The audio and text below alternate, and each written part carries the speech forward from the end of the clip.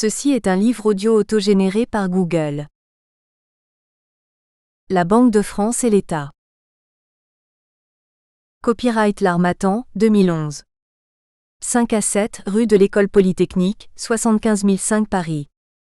http://www.librairieharmattan.com. diffusion.harmattan@wanadoo.fr. harmattan@wanadoo.fr.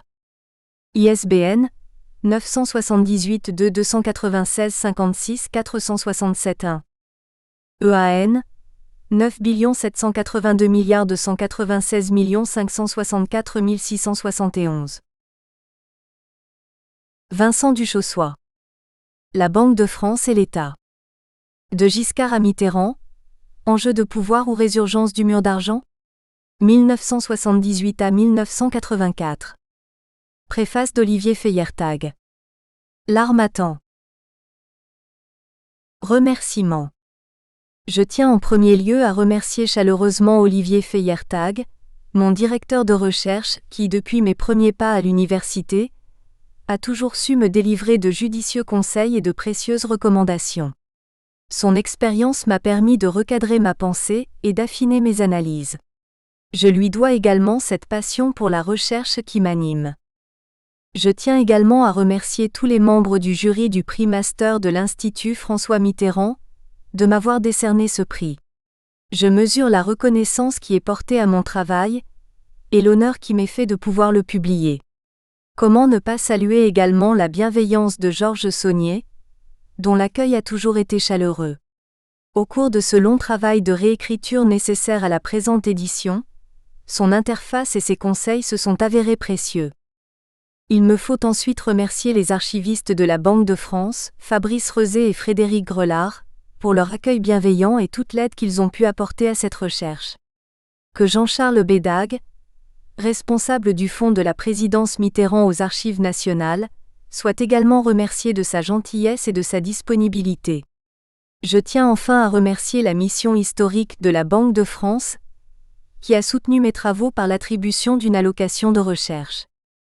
Je remercie Mélanie Bescon et Floriane Galéasi, étudiantes de l'Université de Rouen. Pendant ces 2 années de master, le petit groupe que nous avons formé a constitué pour moi un solide soutien et un perpétuel encouragement. Enfin, je tiens à remercier ma femme et mes proches pour tout le soutien qu'ils m'ont manifesté au cours de ces années de recherche. Préface. Voilà un livre pionnier, dans tous les sens de ce mot magnifique. Pionnier, car il s'agit du premier ouvrage de Vincent Duchossois. Il présente le résultat de son premier travail de recherche mené pour son diplôme de master, à l'issue d'une brillante formation d'historien à l'Université de Rouen.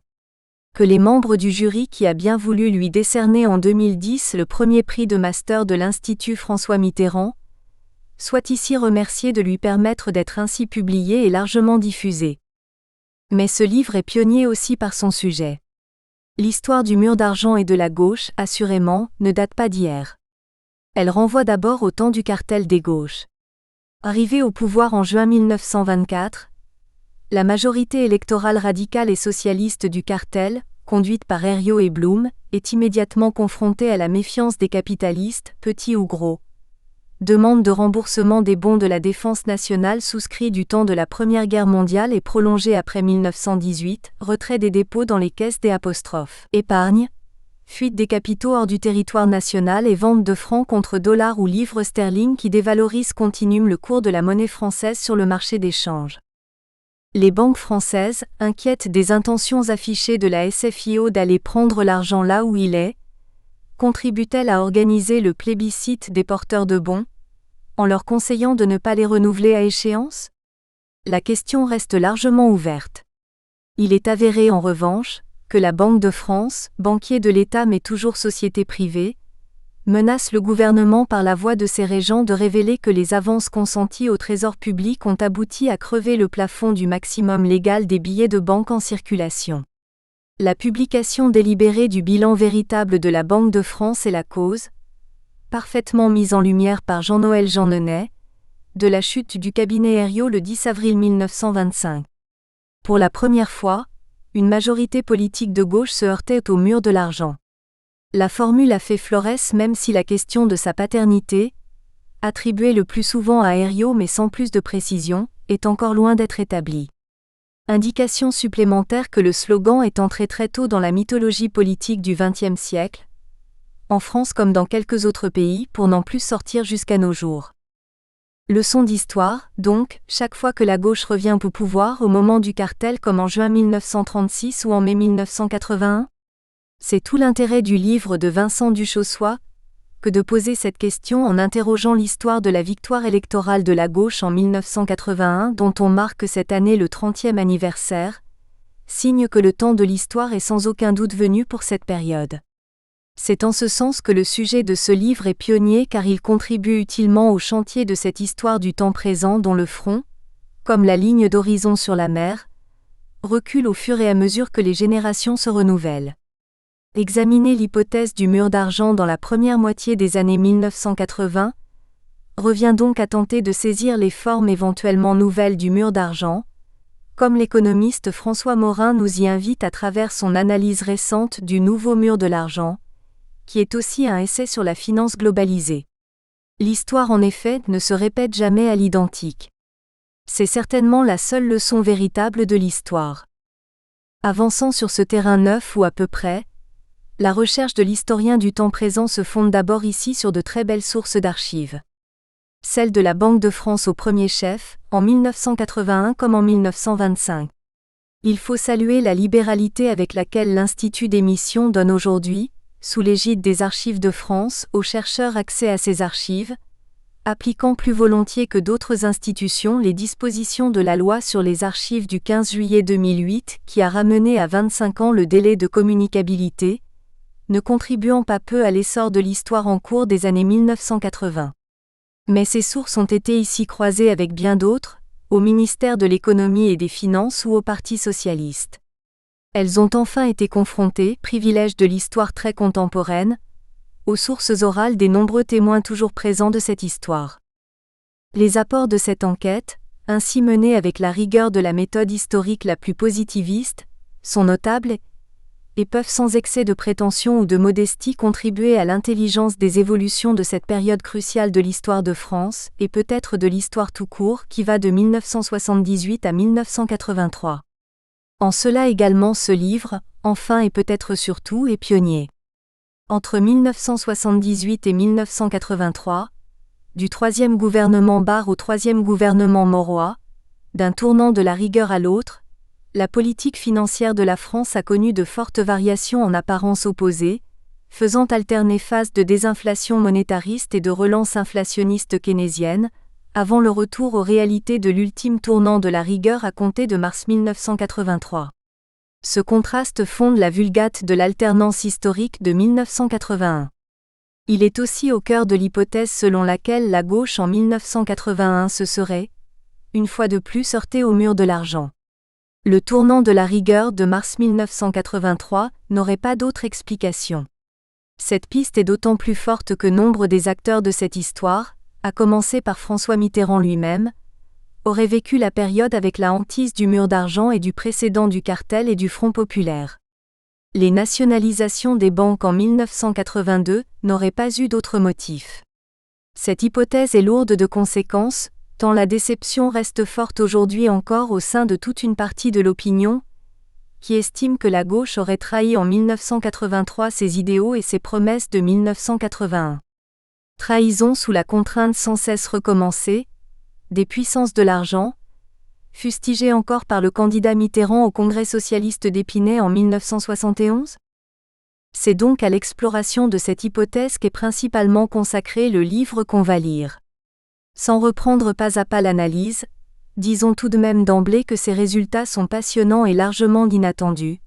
Oui, le mur de l'argent a existé en 1981 à 83, mais selon des modalités et des formes très différentes de l'entre-deux-guerres.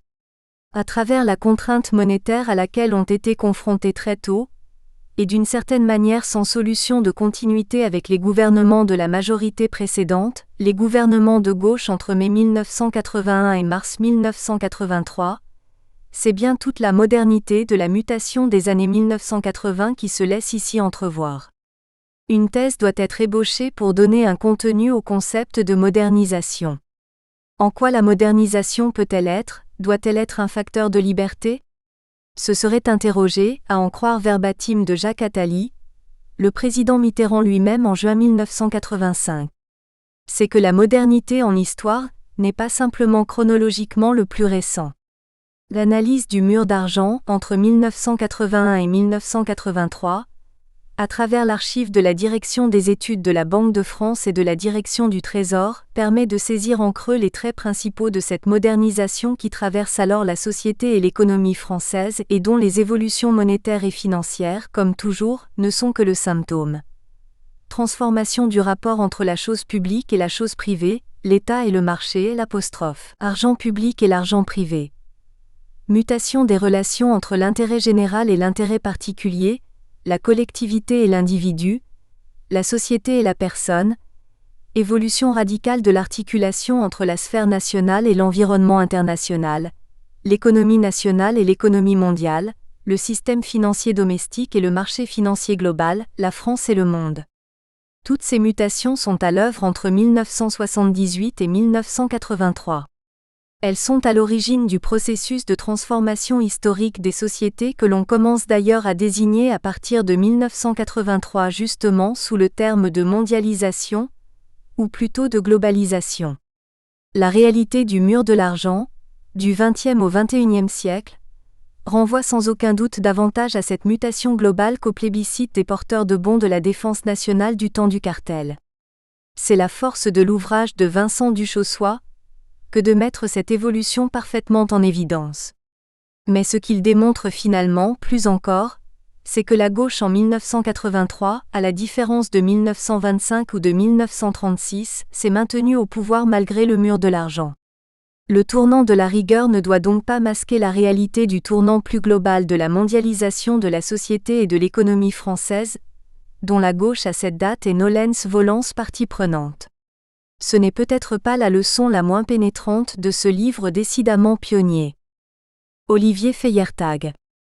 Professeur à l'Université de Rouen. Mai 2011. Introduction. Le travail historique n'est pas l'évocation d'un passé mort, mais une expérience vivante. 1. Cette phrase, pourtant née sous la plume de l'historien antiquisant français Henri-Irénée Maroux, siérait à bon nombre d'historiens du temps présent, qui en useraient ainsi pour défendre le champ particulier de leur discipline historique. En effet, l'histoire du temps présent est un concept récent, créé au tournant des années 1980 par des historiens contemporanéistes soucieux d'étudier l'histoire postérieure à la Seconde Guerre mondiale, et concrétisé par la création de l'Institut d'histoire du temps présent par François Bédarida en 1980. Le critère souvent retenu pour la caractériser est celui d'un passé proche de nous, histoire d'un passé qui n'est pas mort, d'un passé qui est encore porté par la parole et l'expérience d'individus vivants, donc d'une mémoire active et singulièrement prégnante, comme l'a défini Henri Rousseau II. Mais cette proximité de l'objet d'étude est précisément ce qui attise le plus les critiques faites à l'encontre des historiens du temps présent, leurs détracteurs arguant que celle-ci ne permet pas de réunir les conditions propres à la réalisation d'un travail historique et scientifique. Or, il semble bien que ce recul du temps soit une protection illusoire contre la subjectivité et la partialité. Pour preuve, il n'est pas rare que des personnages ou des événements historiques beaucoup plus anciens, tels que Jeanne d'Arc, Napoléon ou la Révolution française, soient encore l'objet de polémiques très actuelles et puissent être considérés comme des sujets sensibles, par le simple fait qu'ils représentent des symboles qui en font d'importants enjeux de mémoire. L'absence de représentants du gouvernement français lors des commémorations du bicentenaire de la bataille d'Austerlitz démontre bien que des faits pourtant jugés suffisamment anciens par toute la communauté scientifique peuvent encore être l'objet de polémiques et susciter débats et controverses. Un autre problème se pose aux historiens du temps présent. Contrairement à bon nombre de leurs confrères, ils ne font pas office d'autorité suprême sur leur objet d'étude, sur lequel ils doivent affronter le travail d'autres professions, telles que les journalistes pour ne citer que. L'historien suisse Jacob Burckhardt, grand spécialiste de la Renaissance, affirmait au XIXe siècle qu'il ne voulait pas faire d'histoire contemporaine pour ne pas avoir à s'abaisser à polémiquer avec des journalistes. Pour autant, les historiens devraient-ils abandonner ces sujets d'histoire récente à ce seul corps de métier, sous prétexte de ne pas avoir à affronter leur concurrence ? Il ne s'agit pas d'y sacrifier son âme d'historien et ses valeurs, mais de s'approprier des thèmes appartenant à la mémoire collective afin de traiter ces faits politiques, économiques, sociaux, etc., sous un angle historique avec pour but d'établir une vérité scientifique et de permettre une meilleure connaissance des événements et leur genèse. L'originalité du chercheur en histoire est qu'il travaille directement à partir des documents produits par le passé qu'il étudie, ce que Jean Bouvier appelle la matière première.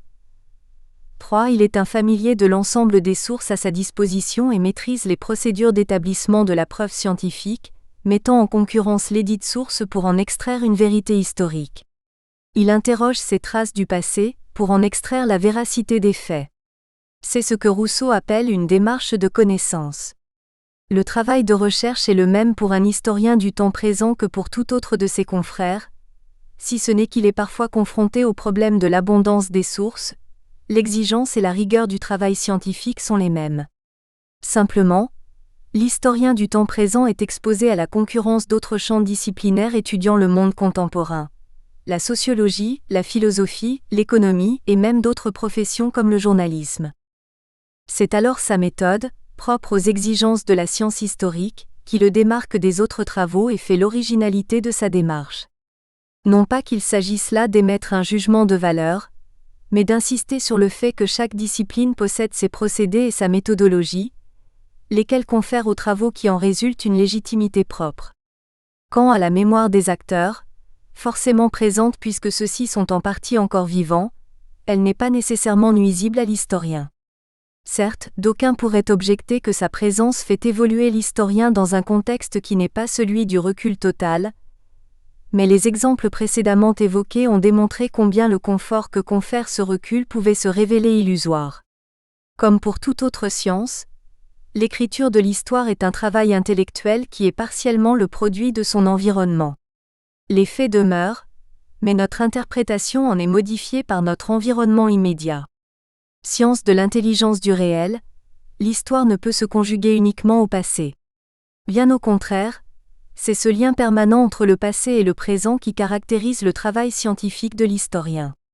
De plus, l'histoire du temps présent permet, grâce aux fonds d'archives orales ou aux entretiens menés par l'historien lui-même, d'auditionner directement les acteurs du passé.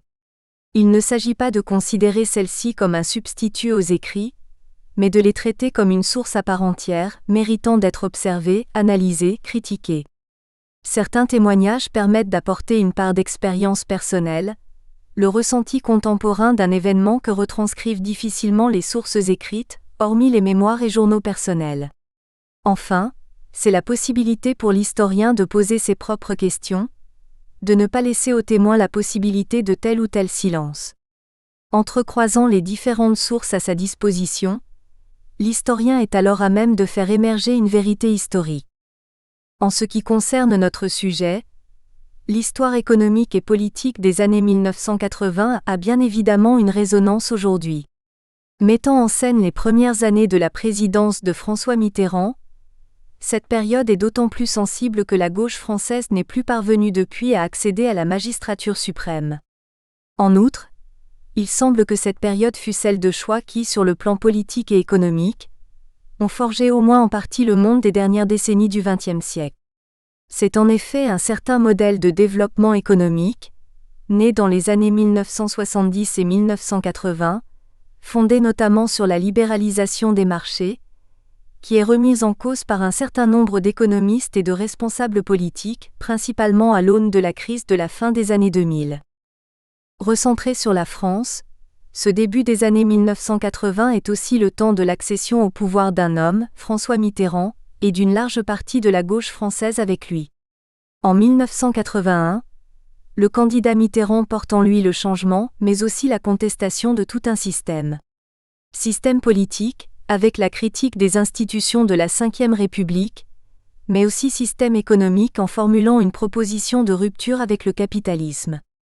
Étudier les institutions économiques et politiques de la France, entre 1978 et 1984, c'est aussi poser la question de cette confrontation entre un homme, représentant une ligne politique, et les systèmes qu'il combat.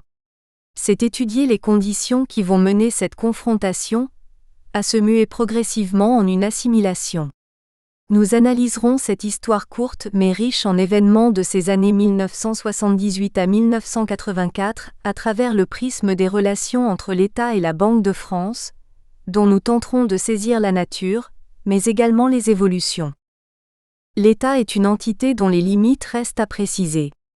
On tentera de la saisir ici à travers la direction du Trésor, principale direction administrative du ministère des Finances et interlocuteur principal de la Banque d'émission, ou encore à travers le ministre des Finances et son cabinet, mais aussi à travers les autres organes exécutifs du gouvernement. La Banque de France est l'institution qui, selon les termes mêmes de ses statuts de 1973, reçoit de l'État la mission de veiller sur la monnaie nationale, ainsi que la charge de l'exécution de la politique monétaire mise en œuvre par le gouvernement.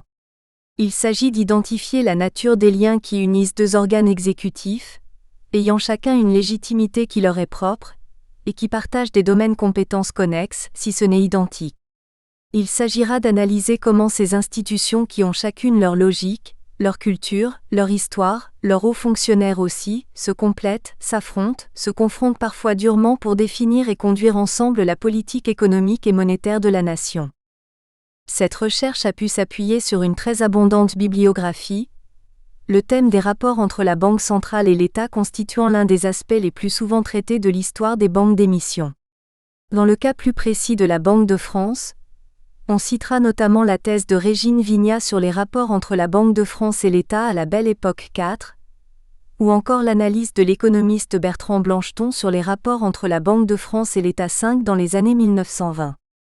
On indiquera encore certains chapitres de la biographie consacrée par Olivier Feyertag au gouverneur Wilfried Baumgartner VI, qui étudie cette question pour la période de la Quatrième République. Comment ne pas citer enfin Jean Bouvier, qui fait office de référence dans l'historiographie des rapports entre l'État et la Banque de France VII. Toutefois, cette bibliographie au demeurant abondante abordait peu la période ouverte avec les années 1960 à 70. Il faut néanmoins citer ici l'ouvrage d'un acteur de premier plan, puisqu'il fut sous-gouverneur de la Banque de France, Alain Pratt, dont le livre La France et sa monnaie 8 arbore un sous-titre évocateur. Essai sur les relations entre la Banque de France et l'État. Toutefois, il s'agit avant tout d'un travail mêlant expérience personnelle, en ce qui concerne les années 1970 à 80, et exercice de synthèse des travaux existants relatifs aux périodes antérieures. On peut citer enfin Philippe Bourdrel, qui dans Le Mur de l'argent, les gouvernements de gauche face au capital neuf, se livre à une analyse comparée des situations de crise économique connues par les gouvernements du cartel des gauches, 192 426, du Front populaire, 1936 à 37, et les gouvernements Mauroy, 1981-84. Ces témoignages et analyses n'ont toutefois pas bénéficié du concours de sources primaires pour la période des années 1980, et laissaient donc beaucoup de questions en suspens. Les objectifs de la recherche sont de plusieurs ordres. Il s'agit dans un premier temps d'identifier les acteurs et les institutions sur lesquels a reposé l'évolution des rapports entre la Banque de France et l'État, entre 1978 et 1984, à un moment où le contexte politique et économique a été soumis à de rapides mutations. On s'intéressera en particulier à l'évolution de cette relation dans le contexte de mutation du système financier français, dans son ensemble. Il s'agira d'analyser les relations qu'entretient notamment la Banque de France avec la direction du Trésor au moment où se trouvent redéfinis de manière radicale les modes d'alimentation des finances publiques. Comment et pourquoi la Banque de France a-t-elle cessé de jouer le rôle historique de banquier de l'État qu'elle jouait de manière structurelle depuis au moins les années 1920 ? L'analyse de ces relations a en effet déjà été menée pour des périodes telles que celle du cartel des gauches, 1924 à 1926, ou du Front populaire, 1936, qui sont également des périodes marquées par une crise financière importante et la nécessité de changements décisifs.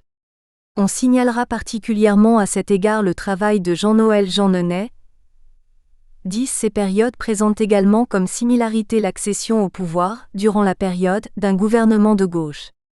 En effet, l'avènement de la gauche socialiste en 1981 pose de nombreuses questions, et notamment celle de la résurgence du mur d'argent, soulevée à chaque fois qu'en France, au XXe siècle, la majorité politique est passée à gauche.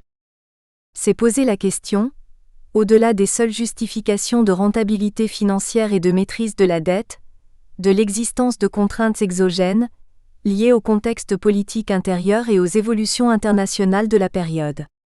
À partir des archives de ces institutions, on tentera d'examiner quelles ont été les étapes de cette évolution, mais également d'identifier quels sont les moteurs et les forces de blocage qui se mettent en œuvre face à ce phénomène de modernisation.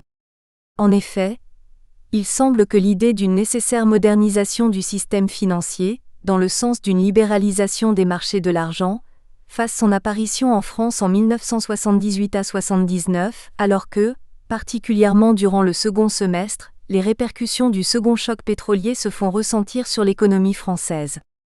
Face à cette conjoncture, le gouvernement décide de prendre des mesures ayant pour but de soutenir les entreprises françaises confrontées au ralentissement de l'activité économique, lesquelles accroissent inévitablement le déficit budgétaire et les besoins de financement de l'État. C'est alors que certains acteurs, notamment au sein de la Banque de France mais aussi du Trésor ou du Commissariat général au plan, vont émettre l'idée de la nécessité de changer le mode de financement de l'État, par l'ouverture et la modernisation des marchés de l'argent, laquelle ferait alors passer la France d'une économie d'endettement, faisant appel de manière très majoritaire au crédit bancaire, à une économie fondée sur le financement par l'appel aux marchés financiers. C'est donc plus largement soulever la question du renouvellement du lien entre le politique et l'économique, mais aussi entre le national et l'international, dans un monde de plus en plus ouvert et interconnecté, si ce n'est interdépendant. C'est également s'interroger sur le rôle qu'a joué la Banque centrale dans la transformation des sources d'alimentation de la trésorerie de l'État, à partir du moment où la voie des avances directes à l'État a été écartée. Nous sommes également invités à nous questionner sur la part qui revient, dans cette évolution, aux instances supranationales et particulièrement aux institutions de la Communauté économique européenne, CEE, comme le Comité monétaire ou le Comité des gouverneurs de banque centrale, au sein desquels la Banque de France était partie prenante. Cela pose enfin la question des hommes qui sont aux manettes de ces institutions. Il convient alors de s'interroger sur l'influence qu'ont pu exercer les gouverneurs successifs de l'Institut d'émission, de Bernard Clapier à Michel Camdessus, en passant par la figure intéressante et relativement méconnue de Renaud de la Jeunière, qui présida les destinées de la Banque de France pendant 5 ans, entre novembre 1979 et novembre 1984. De quelle manière s'est redéfini, au cours de cette courte période, le rôle des institutions intervenant dans la définition et la conduite de la politique économique et monétaire? Nous analyserons tout d'abord le changement économique qui est à l'œuvre au tournant des années 1980, et l'adaptation des structures de l'économie française à ce changement notamment à travers la libéralisation des marchés de l'argent, mais aussi à la conjoncture et à la menace que représente la spéculation contre le franc. Nous nous intéresserons ensuite à l'alternance politique que constitue le retour de la gauche au pouvoir en France, en 1981. Nous étudierons les conséquences de ce changement politique, et de politique, en matière de gouvernance économique. Il s'agit de comprendre comment l'échec de la relance, symbolisé par l'échec monétaire des dévaluations successives et de la spéculation continue contre le franc, a redistribué les cartes et abouti à une redéfinition de la politique économique de la France. Enfin, nous nous intéresserons à l'influence de la conjoncture économique et politique sur le débat autour du rôle et de l'autonomie de la Banque de France, thème majeur de l'historiographie des relations entre la Banque centrale et la puissance publique. Ce sera également l'occasion de poser la question du mur d'argent, autrement dit de l'existence d'une opposition à la gauche démocratique par les détenteurs de capitaux, étudiée pour le cartel des gauches et le Front populaire, et des formes qu'une telle opposition aurait pu revêtir dans le contexte des années 1980. Un mur d'argent, à relativiser et à recontextualiser, en raison de la connexion de la France à l'environnement international et de son exposition à la contrainte extérieure. 1 Henri-Irénée Maroux, Bergson et l'histoire, H. Bergson, Essais et témoignages inédits, Neuchâtel, 1941, pages 207 à 209. 2 Henri Rousseau, La hantise du passé, textuel, 1998, page 63. 3 Jean Bouvier, La Banque de France et l'État de 1850 à nos jours, historien sur son métier, Paris, édition des Archives contemporaines, 1989, pages 369 à 395. 4 Régine Vignat, La Banque de France et l'État, 1897 à 1920, La politique du gouverneur Palin, thèse de doctorat sous la direction Alain Plessis, Université de Paris-Guise-Nanterre, 2001, 3 vols. 5 Bertrand Blancheton, Le pape et l'empereur, Banque de France, Trésor et politique monétaire de la France, 1914 à 1928, Paris Albin Michel, 2001. 6 Olivier Feiertag, Wilfried Baumgartner, Un grand commis à la croisée des pouvoirs, Paris, CHEFF, 2006. 7 Jean Bouvier, La Banque de France et l'État de 1850 à nos jours, historien sur son métier, Hop.site. Jean Bouvier, Les relations entre l'État et la Banque de France depuis les années 1950, XXe siècle, janvier 1987, pages 23 à 33. 8 Alain Pratt, La France et sa monnaie, Essai sur les relations entre la Banque de France et les gouvernements, Paris, Julliard, 1987. 9 Philippe Bourdrel, Le mur de l'argent, Les gouvernements de gauche face au capital, Paris, de Noël, 1985. 10 Jean-Noël Jeanneney, Leçon d'histoire pour une gauche au pouvoir, La faillite du cartel, 1924 à 1926, Paris, Seuil, 1977. Partie 1, Une économie à bout de souffle. Chapitre 1, D'inquiétantes faiblesses structurelles.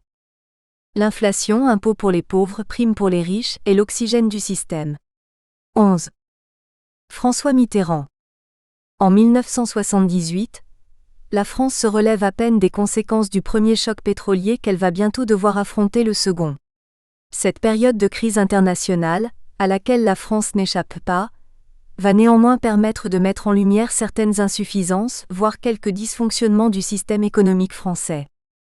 En ce tournant des années 1980, l'économie française se caractérise notamment par l'endettement élevé de ses entreprises, un contrôle de l'activité financière par les pouvoirs publics, particulièrement par le biais du contrôle d'échange ou du contrôle du crédit, mais également par une faible concurrence entre les intermédiaires financiers. 12.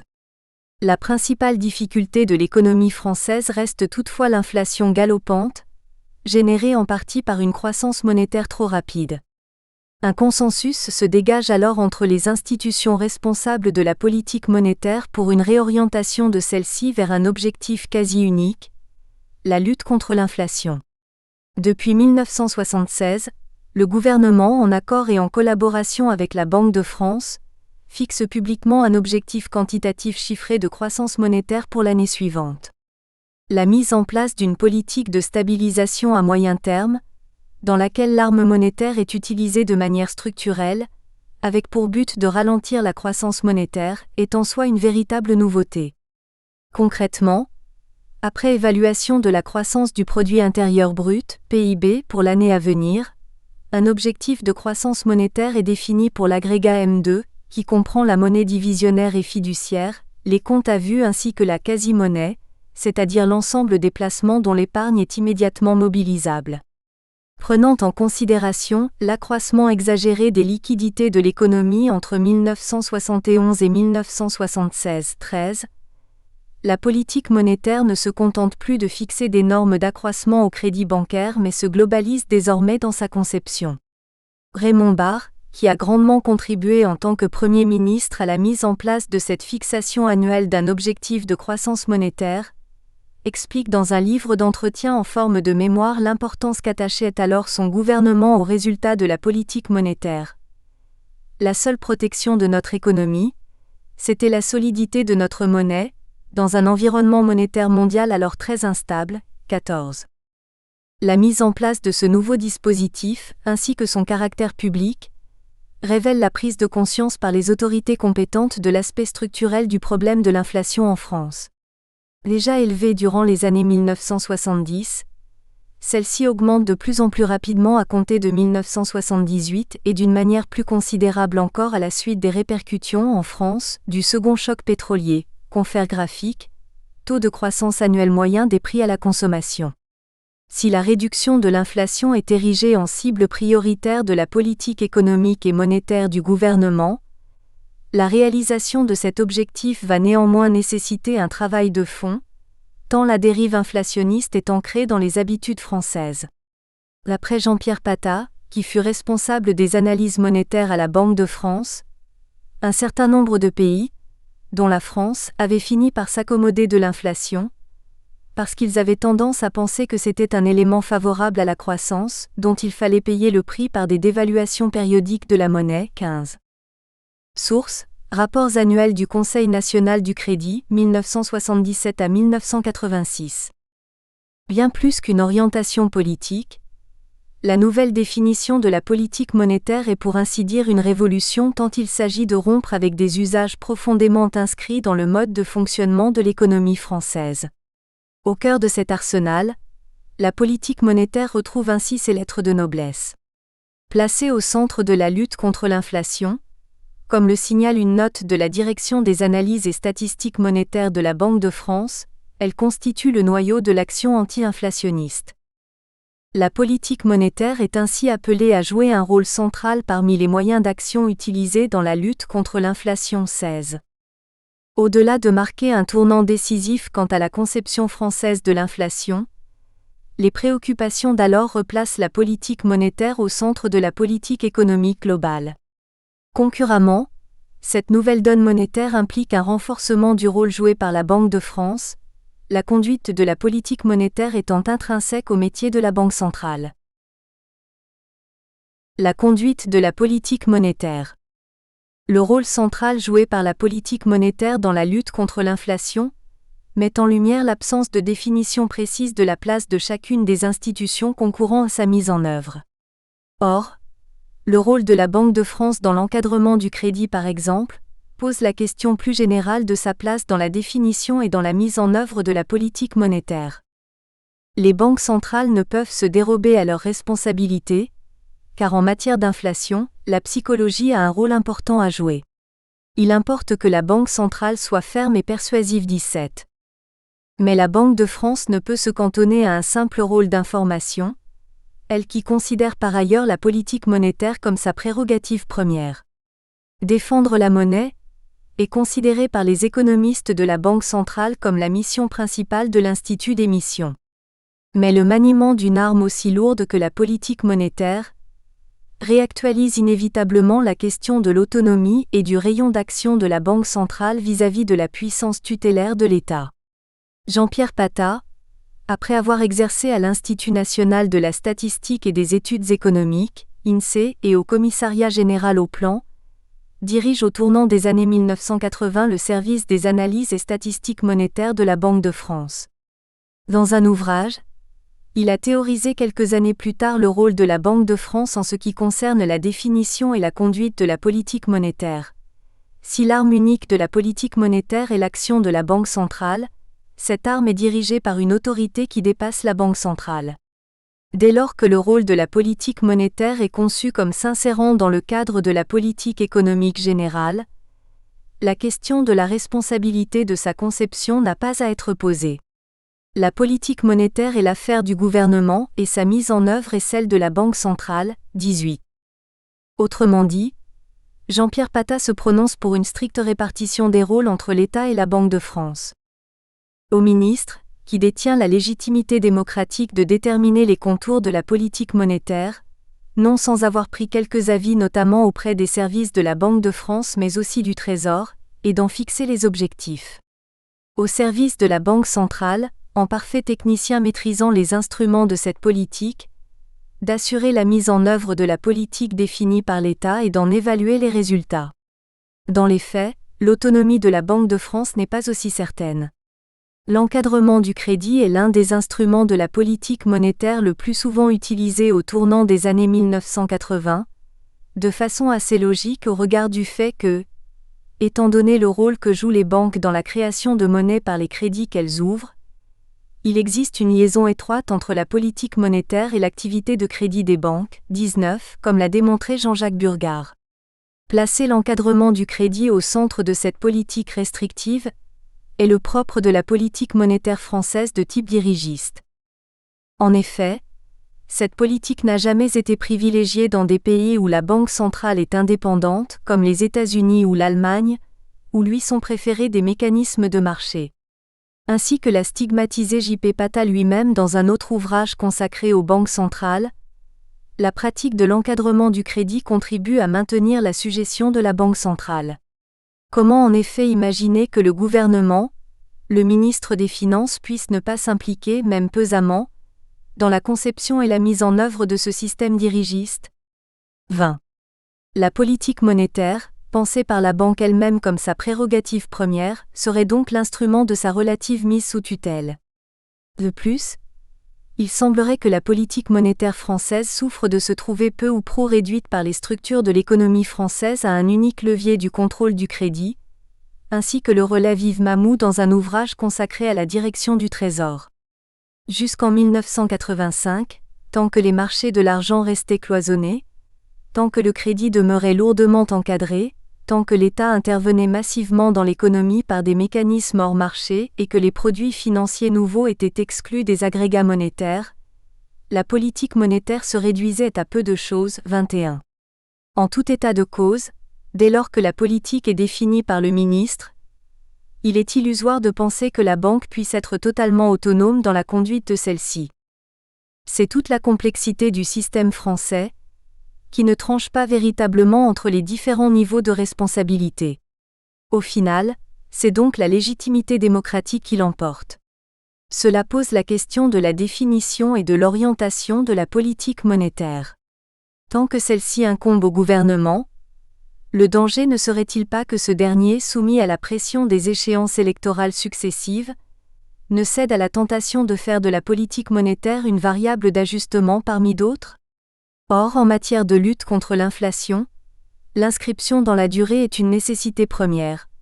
Je rappelle que le contrôle de la masse monétaire doit être gardé de manière permanente. La lutte contre l'inflation doit être aussi permanente que la tentation de l'inflation. 22. Ainsi Renaud de la Jeunière, gouverneur de la Banque de France, mettait-il en garde en 1981 le président Giscard d'Estaing, dans la lettre introduisant le rapport sur l'exercice précédent que remet traditionnellement chaque année le gouverneur de la Banque de France au président de la République. Après avoir été diplômé de l'Institut d'études politiques de Paris et de l'École nationale d'administration, ENA, Renaud de la Jeunière a intégré le corps de l'inspection des finances et exercé notamment au cabinet d'Antoine Pinet, 1958 à 1959, avant d'accéder à la direction du budget, 1967 à 1974. Il a par ailleurs consacré un de ses ouvrages au budget 23. Nommé par la suite sous-gouverneur de la Banque de France, il est désigné en 1979 à la succession de Bernard Clapier au poste de gouverneur. Tout au long de son mandat, Renaud de la Jeunière n'aura de cesse de défendre une conception stricte et restrictive de la conduite de la politique monétaire.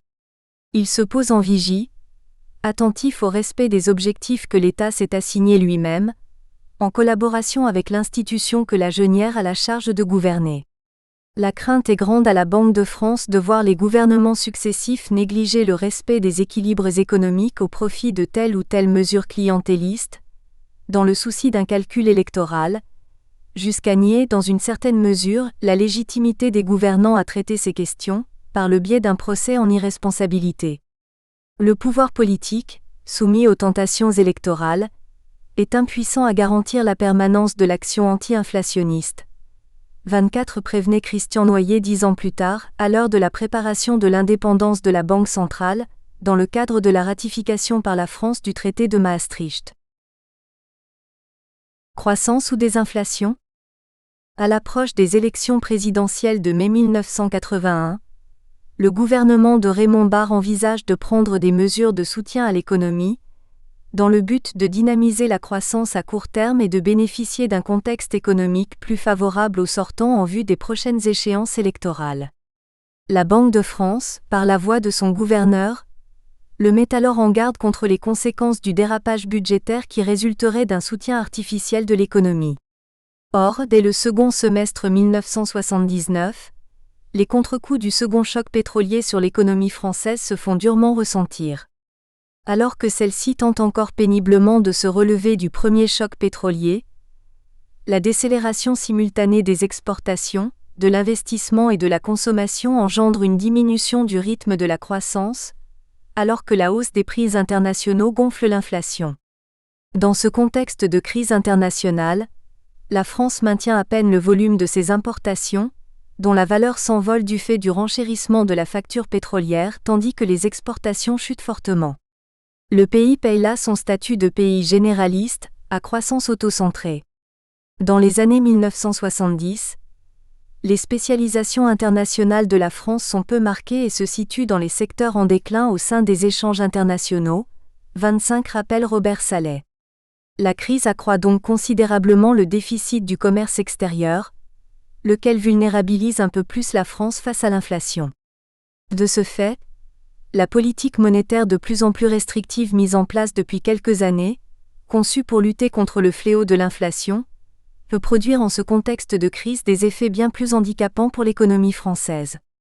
Car cette politique restrictive a également pour conséquence d'amoindrir quelque peu les perspectives de croissance, alors que celles-ci peinent déjà à afficher des résultats satisfaisants. C'est bien là le paradoxe qui émerge à la lecture des notes des services d'études de la Banque de France. Une politique monétaire restrictive empêche à coup sûr une nouvelle accélération de l'inflation 26, mais dans le même temps, le ralentissement de la croissance de l'activité en volume paraît être une conséquence inéluctable d'une politique monétaire progressivement plus restrictive 27. Le serpent se mord la queue. Faut-il alors privilégier la croissance ou la lutte contre l'inflation, puisque ces deux objectifs ne semblent pas conciliables dans l'immédiat ? Fidèle à ses habitudes, la Banque de France, par la voix de son gouverneur, choisit de défendre la monnaie contre les tentations inflationnistes. Toute mesure, monétaire ou autre, qui conduit à un soutien artificiel de l'activité économique est condamnable car elle ne peut soutenir celui-ci que dans le court terme.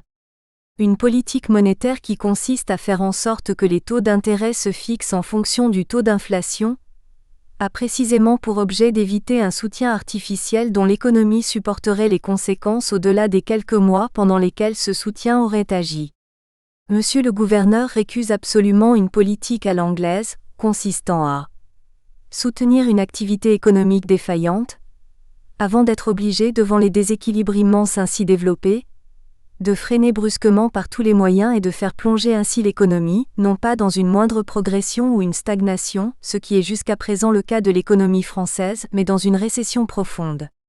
Il faut regarder au-delà des quelques semaines ou quelques mois qui viennent, pour essayer de placer l'économie sur une lancée à moyen terme, et améliorer la situation de façon progressive 28. Dans cette mise en garde devant les membres du Conseil général de la Banque de France, Renaud de la Jeunière tranche non seulement en faveur de la défense de la monnaie, mais il démontre également avec force la tendance permanente de la Banque centrale à opter pour des réflexions et des objectifs à long terme, lorsque le gouvernement est parfois tenté par le court terme. La différence majeure, d'une manière générale, provient du fait que les hauts fonctionnaires disposent d'une durée de carrière étendue pour voir triompher leurs idées. Ils ont le temps d'attendre contrairement au ministre qui ignore pour sa part s'il sera toujours en place le lendemain. Toutefois, il ne faudrait pas donner ici l'impression que la Banque de France eût été jusqu'au boutiste dans ses intentions. Nous espérons que vous avez apprécié cet aperçu. Pour continuer à écouter ce livre audio sur Google Play Livres, utilisez le lien dans la description de la vidéo.